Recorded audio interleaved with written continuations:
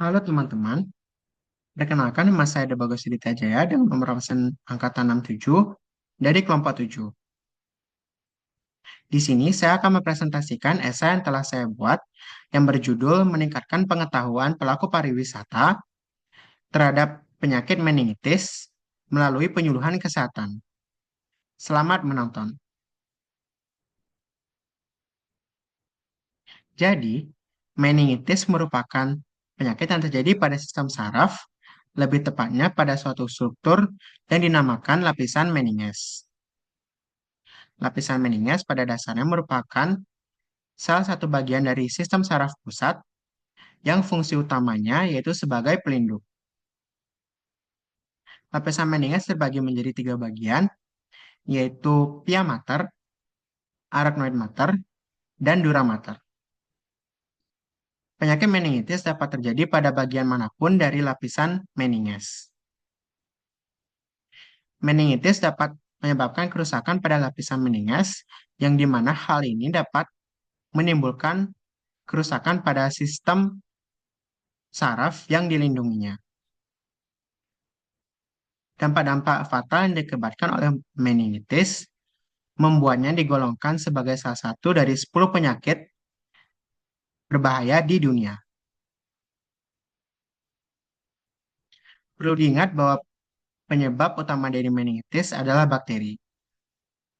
Bakteri-bakteri yang sering diidentifikasi sebagai penyebab dari meningitis diantaranya yaitu Streptococcus pneumoniae, Haemophilus influenzae, Mycobacterium tuberculosis, dan Neisseria meningitidis.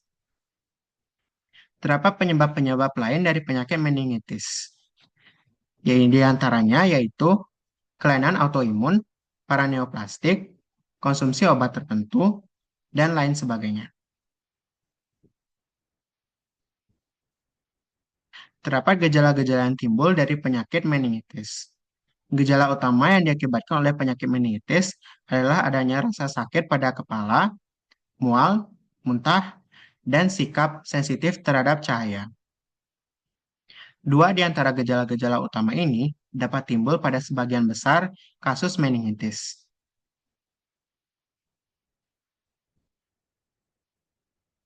Terdapat penata laksanaan penyakit meningitis.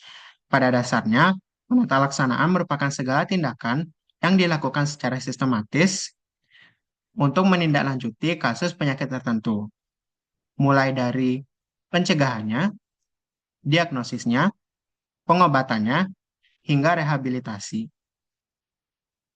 Penata laksanaan yang dapat dilakukan untuk menindaklanjuti kasus meningitis, yang pertama yaitu vaksin sebagai upaya pencegahan, yang kedua yaitu lumbal fungsi, CT scan, MRI, dan ronsen sebagai langkah diagnosis penunjang.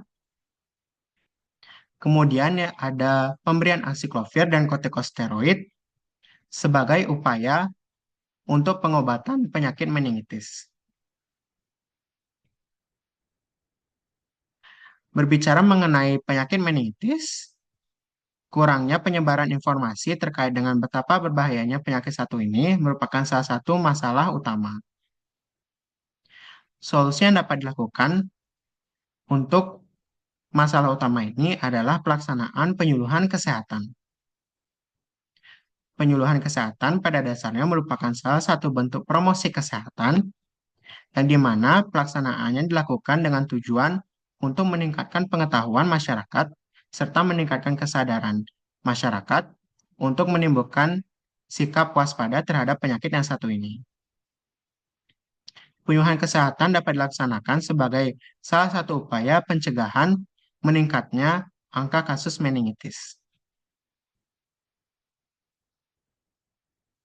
Penyuluhan kesehatan pada pelaku pariwisata merupakan salah satu hal penting untuk dilakukan.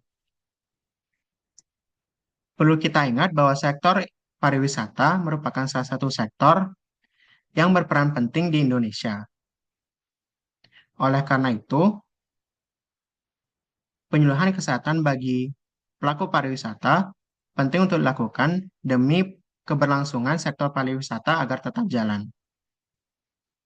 Perlu diingat juga bahwa meningitis merupakan salah satu penyakit menular dalam konteks kesehatan pariwisata.